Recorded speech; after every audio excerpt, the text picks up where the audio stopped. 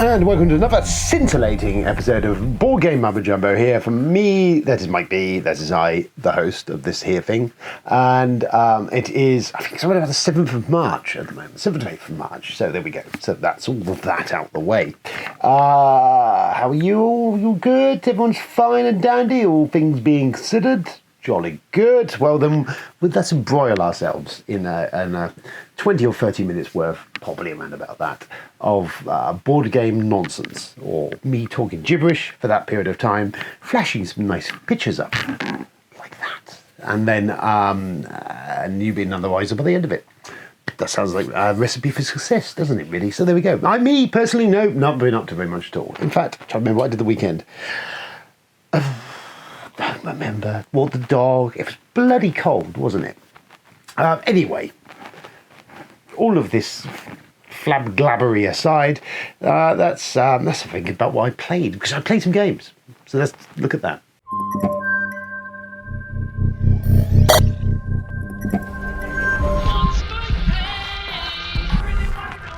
Played. Friday, we had quite a gathering. We had Justin joined us, our Texan buddy from Texas. Last Justin joined us, I think we played Seafall. He played Seafall campaign with us, which he enjoyed immensely. But he's not played games very much recently. We played BSG a little while ago, and he spent the evening in the brig. So I brought Unfathomable with the prospect of doing that. Sadly, we didn't play that. But we played some other stuff. So we played Wavelength, which is the game of the thing that does this. You basically have a clue. So you have like a swingometer, and on there is there's some numbers on there, just one little part of it. The rest of it's all blank. You have a subject, which might be the cool or uncool, and you pick a thing, object, something. You give something as a level of where that swingometer should sit, and you and the rest of your team has to kind of set the swingometer to the right place to score the points if it's in the right place that you're aiming them for. So you're kind of giving a subtle clue, because there's another team, to try and get your guys to put it bang on, and then the others have an option to say if either it's cooler or less cooler. Something like that. That's just a bit. It's all right. We played it. We didn't score any points, me, Bob, Ben. And frankly, I got bored of the game after a while. So I was just like, can we move on? Everyone was having a chat. It was kind of more of a socially thing at that point. So there was no engagement really, and it just kind of it's all right, but yeah, I'm never taken by it massively, but there we go. So we played Secret Hitler as well around about that sort of time, and that went down much better. Justin was once again, I don't think he grasped traitor games. So Secret Hitler is kind of, as another hidden traitor game, just in case you're on the thing, it has trigger areas. Maybe Secret Putin would have been better. Anyway, it has a trigger point because it deals with Hitler, though we won't go into the history of it, but essentially the idea of the game was it was set before the outbreak of World War II to try and actually educate on how Hitler rose to power under the radar. Not that we've seen anything like that happen recently. Trump and things, boys.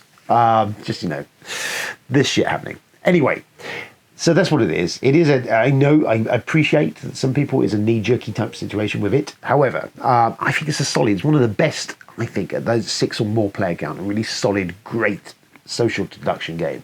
I get that some people don't get the thing.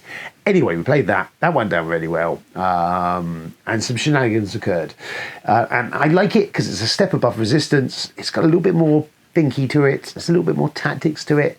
It looks gorgeous. It's really nice production. I got the Kickstarter version whenever it was back in there. And it's a good one. If you can get past the theming, it's a great social deduction game. Or I believe there is a few knockoffs of other types of things around. So maybe go for one of them if that's not for you. So there's that. We played that. We enjoyed that.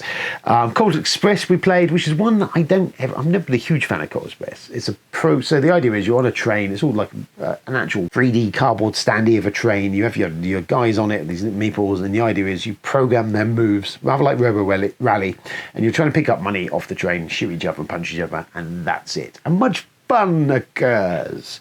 As I say, it's never been one that I don't know why, it's just never really done it for me. So I thought, you know what, let's play again. And it's all right.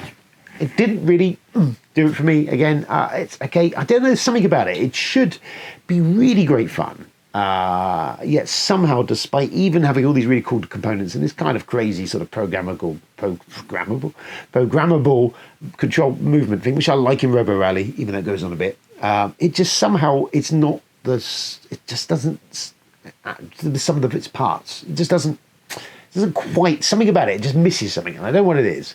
But it's okay. I mean, some people like it, I'm sure. I don't know. It misses something for me, and I'm not sure what that is. But there we go. Something is not for me. And that was it. Then we played some poker. And then I won some more money off Robbie, which was nice. Sunday just gone. We played. So we played 51st State, because I thought, you know what? Let's play that again, because I just bemoaned on the last video and that I need to play some more, so we played some more. Not only did we play 51st State, but we actually played the new Moloch expansion for it, or the most recent Moloch expansion for it. There's another one on the way, which... so 51st State, let's go break this down. So 51st State is Imperial Settlers 2.0. We covered this, I think, a little while ago. It's an engine building game using that Imperial Settlers idea of you draft, well, you have cards, you play them, they have multi-use cards, they can be made to use deals to give you stuff, they can be put down as different types of building structures, and then you can attack each other. 51st State definitely has a much more of a take-thatty element to it. You can have pop at each other. Me and Jamie had a sustained war. He definitely outgunned me, but I did do some damage. But that just bucked my engine, to be fair. So anyway, so we played with the Moloch expansion. The Moloch expansion essentially is a set of cards that goes in the main deck. I think it's about 22 or so of them. And it also has a set of robots, these droid things, that depending on the difficulty level you play at, and we played at the easiest one, and we probably could have gone higher, it spawns so many of these at a certain point during the round, and you have to either hack them by spending the resources to hack them and get the card into your hand to be able to use as a thing, or you can destroy them by just shooting them. If they're left, and at no point during the game did any of them actually get left, they then have various horrific effects that they do to you in the next round, take resources off you and do all sorts of horrible shit. So we played that. So 51st State, park that there. Really enjoy 51st State. I do like it. It is fast. It did get very take-thatty the last game we played. Tony had a mare. He was just no. And Robin wasn't doing much better. I didn't go great, to be fair. I came about third, I think, in the end. No, I probably came second, but a long way off Jamie's first. But yeah, Moloch. So what do I think about Moloch? I like the concept of Moloch. I like the robots. That's quite a cool thing. I think we'd have to play it on a harder level next time, because we never really felt any ill effects from them, because we were able to take them all out. And you could play it either cooperatively or not. We were not playing cooperatively, but we ended up all taking them out because it seemed the thing to do. Probably the sensible move would have been to take a look at what they were doing, and if they weren't going to really fuck with your shit, then there might have been a thing to leave, just to, I don't know. So it's definitely something that needs to be revisited. I felt that some of the Moloch cards didn't feel that they were very strong, though there's a lot of the droid hacked cards you get, so maybe we didn't see enough of them. But on the whole, it was an interesting twist on 51st State. I liked a little bit more interactivity there.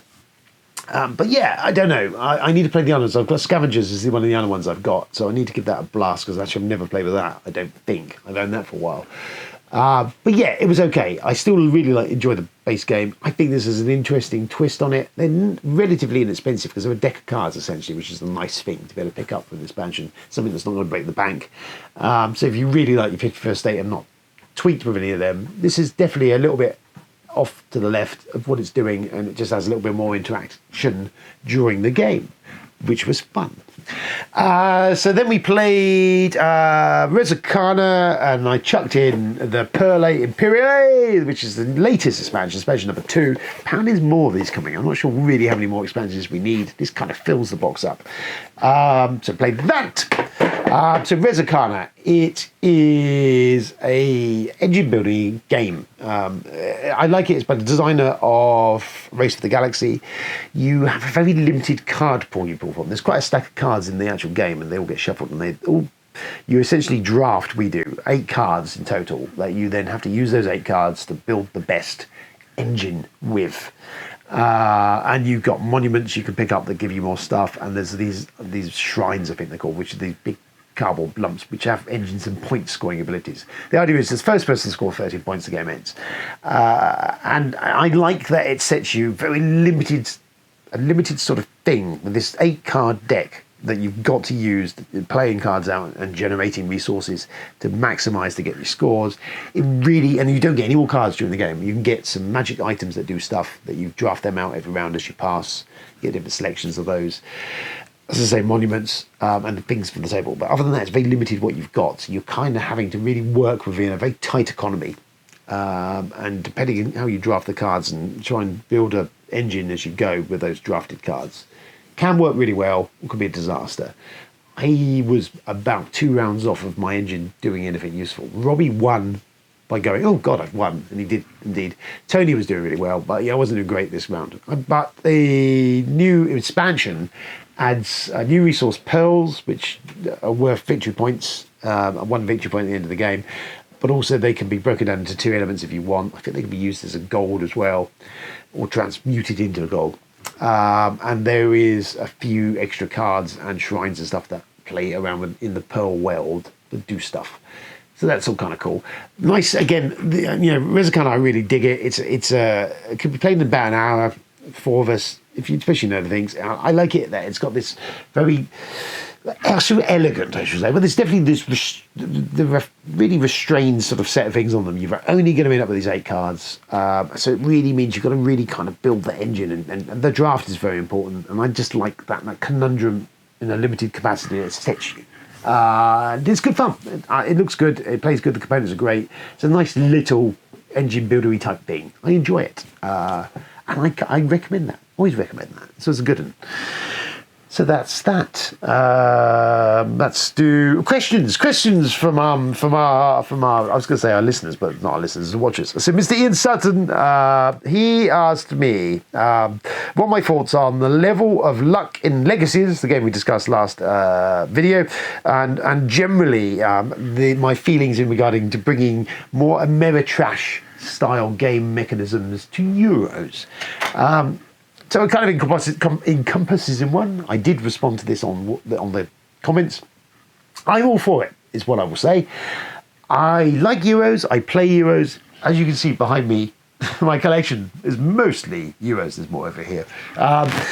So I have some Euros, but not many of them. I do play them, enjoy them sometimes, but I do need either thematic pinnings to it to really engage me, or this style of stuff, this slightly hybrid, a bit of a random, bit of Ameritrashy, bit of thematic going on, or just random, or something in there just to entice me. I'm not the world's biggest fan of just a very dry, mechanical, efficient engine of a Euro. I tend to go, I can play them, and I'm sometimes quite good at them occasionally, but my kind of excitement level plunges off very quickly. I enjoy a little bit of chaos in my games. Tapestry comes to mind. That's kind of a Euro game, a bit of a Euro going on, but it has that random in it. It has a little bit of that randomly shitty stuff going on. Blood Rage, to be fair, is at heart a Euro, really, if you look at it. But it's got all the Ameritrash pinnings, the big stupid miniatures, which could all be wooden parts and it would work just as well, but it wouldn't look as cool. And the card draft in there. But it is essentially a Euro at its heart. The dog is barking. The dog is always barking. We're going to carry on. We're going to pile on through because he does this. So yeah, those. I liked Origins, most really from Board and Dice. See, there's Tabalusi, I think the builders of and there was Origins. Origins, I really digged, and I digged it, and I played it quite a few times, and I would quite happily go back to the well for that. Whereas Tabalusi, I still haven't played it more than a couple of times, and I just found it just a bit. I'll give it another pop, but it really didn't do it for me. So yes, after that ramble, the end result is Ian and everyone else who's on the edge of their seat to know this, because they're like, oh, come on, mate, what is? Yes, I like random in my games. I enjoy a bit. It doesn't have to be much, but I do enjoy a little bit of crazy, a little bit of carnage in there. Just that chance that something can maybe fall in your favour. Do enjoy it. And I think a lot of Euros are better for it. So there you go. That's what I say. Let's do some news.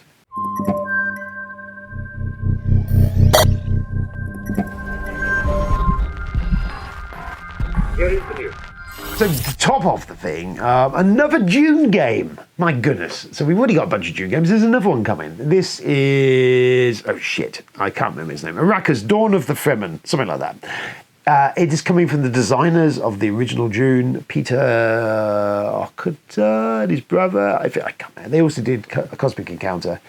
And something else. Well, I liked. It's gone now. We'll come back later. Anyway, June, Cosmic Encounter are two of their big designs. They are the masters of theme, working alongside mechanisms, and also kind of having some crazy shit going on. Just crazy shit. Cosmic Encounter is this kind of fairly simple, basic game, which I love dearly. Don't get to play nearly enough. Crazy, simple game. But then they throw in these elements of these weird aliens and crazy shit can happen. And then suddenly madness occurs. And I love it. Game-breaking-y stuff snuck in there amongst the other stuff. So I love their design aesthetic. They do some really good stuff. I'm there for anything they kind of do. This kind of looked a bit Euro-y. It clearly isn't going to be. It's about you controlling the sitches of the Fremen. There's 3 weird stages to play. It all kind of sounds kind of cool, and it's kind of their thing. I'm on board because it's June, and it's them doing it and stuff. So I'm, Gale Force 9, I think it is again. We should wait and see. But I'm mildly impressed in a sexual way. What else have we got? Waste Knights has got an expansion. Never played Waste Knights. Don't have any idea. I know it's a post-apocalyptic game. The expansion looks basically like it's set in Waterworld, which I've got to say, yeah, kind of had me there because I do like Waterworld. That's it's a guilty pleasure, but damn if it's not a good movie. It got very unfairly berated on release. I liked it from launch. I thought it was really kind of cool. Mad Max on the water. And I've not changed my opinion of it, and it still stands up bloody well to this day. And it's for physical sets and crazy shit. It's madness that they even made it. Anyway, Waterworld board game. Where is that in my world? We want some of that. But yeah, so that's interesting. Anyone played Waste Knights? Is it any good? Should I? Is it worth a Waterworld add-on maybe thing? Just asking for a friend. TI4, Prophecy of Kings expansion is back in stock. It was out of stock for almost a year, I think. I think they've fixed some of the colour issues because in the version I've got, it's not greatly offended me. The miniatures are not the same tones of yellows and blues and blah, blah, blah.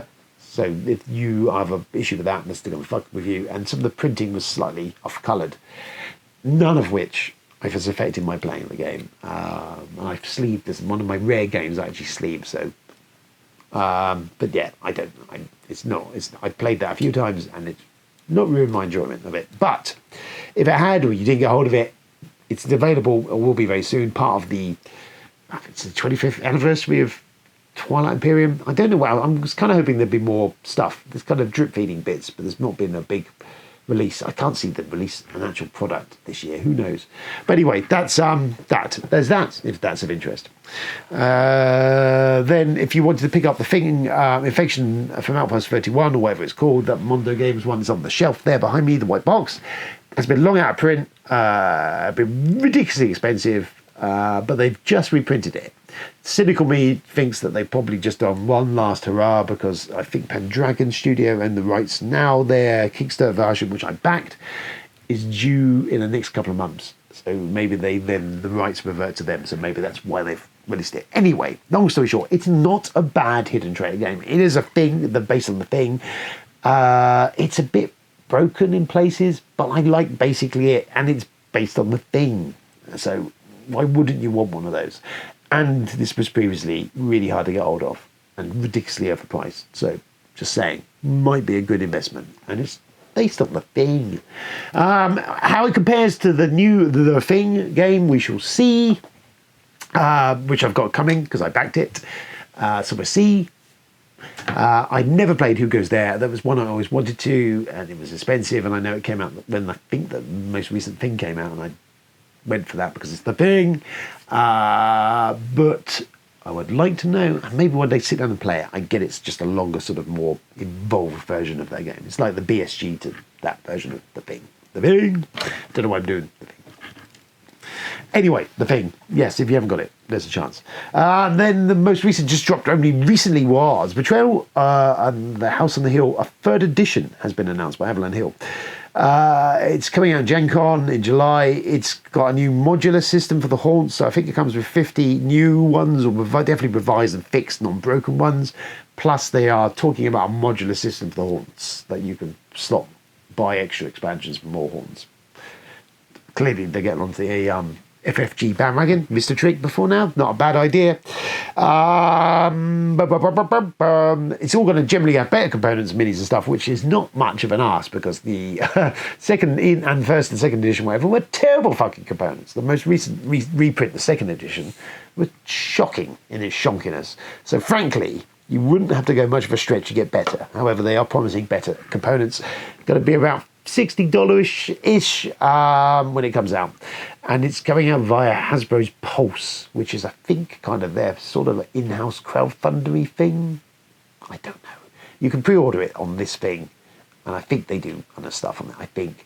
But then it's going to come to retail later. Anyway, I don't know. I'm calumny interested because I do like Betrayal to a certain extent. Wherever I need it in my life, we've got the Legacy version we haven't finished, actually.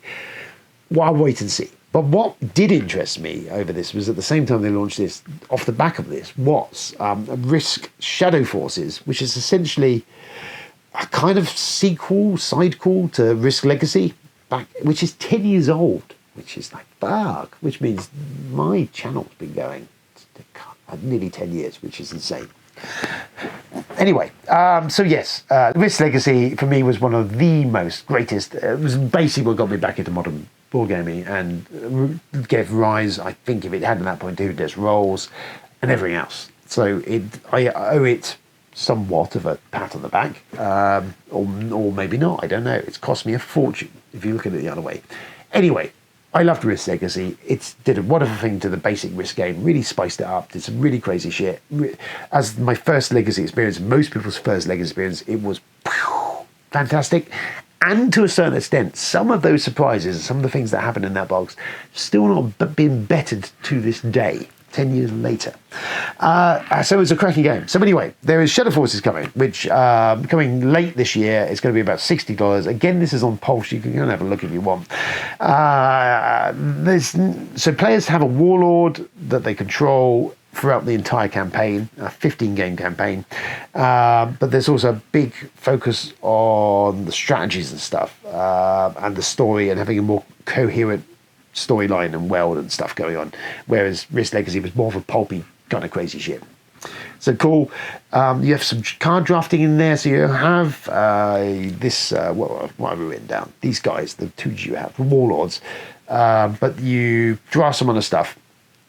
With some kind of factions which you tie onto your warlord, which gives you more abilities. That's kind of it. They haven't given much away. They've kind of said it's going to have, I think it's some envelopes in there, a box of something. There's not a huge amount of Legacy, it appears at first glance. However, Risk Legacy was great. And I did enjoy it. And I quite fancied going back to that. So this is very much tempting me. The designers around, and they quoted the Queen's Gambit as a reference to the things. There's a battle system in this, so when fights occur, they apparently occur on a separate battle board, which I've seen before. I think it was Cry Havoc did this.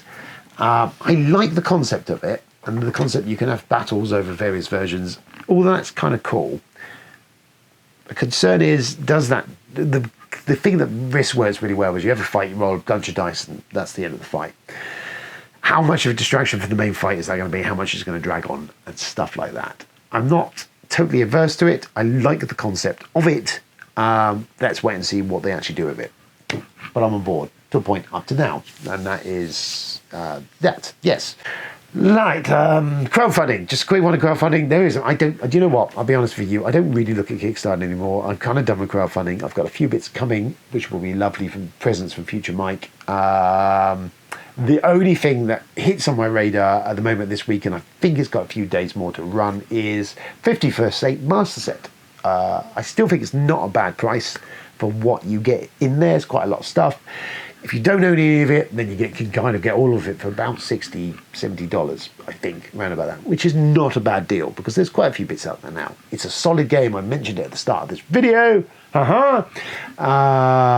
you already own a lot of it, maybe you don't need it. There's a few of the extra bits, but I would like more extra bits of factions and stuff. But I can see what will happen if I go near that. I'll end up spending silly money. So hopefully I can pick up some of that stuff maybe after the event. But yeah, so there we go. Mystic Eye, as you've been in retirement, or I keep forgetting about you. Shall we see what Mystic Eye says in regards to GameFound? It's on GameFound. Is the Fit for State Master set? I say it's fucking great. What do you say? The answer is not yet clear. I require another coin. Well, I didn't give you the other one. I shorted you. Mystic Eyes. Get in there, you fucker. I must answer no.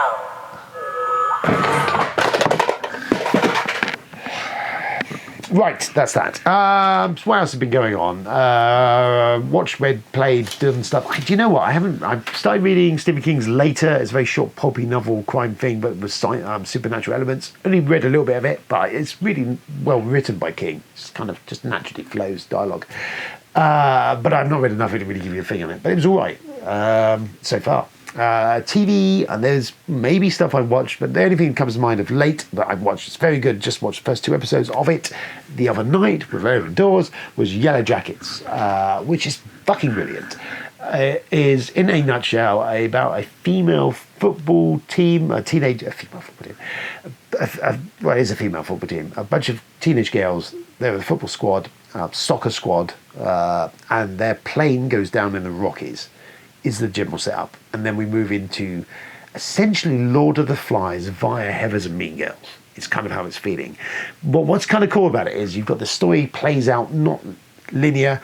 It is kind of all over the place because you keep jumping to some of the now present versions of some of the girls who obviously clearly have survived the encounters. They're all a bit damaged, and they're played, actually most of them played by a bunch of damaged actresses, and they're Meat and Potatoes has been playing those types of characters. You've got Christina Ricci in there. You've got Juliette Lewis. Editing intermission. The rest of that video disappeared. Never appeared. I filmed a bit more and it vanished. So I kind of left you hanging. So as I was saying, Yellowjackets, great cast of actors, actresses. Obviously a lot of them, as I was inferring, have played these kooky, crazy, deranged characters before. So it works very well. It's a really great idea. I have subsequently to when I filmed the bit I was doing, I've watched some more, and it's going more deeper into other stuff. So yeah, if you were a fan of Lost, and I was the first early seasons until it just lost the plot, and I hope we don't go down the road with Yellowjackets. I hope there is an overarching plan. So we'll see by the end of the season where we're at with that. But if you're a fan of that, if you're a fan of the idea of Lord of the Flies thing I've referenced, definitely that Mean Girls, that Heathers, that idea of that taking that teenage girl politic, that sort of how that thing of that social sort of clique of teenage girls, and then kind of transplanting it into this survival element, and how all that falls apart, and how those cliques don't work anymore in this new environment. Very cool.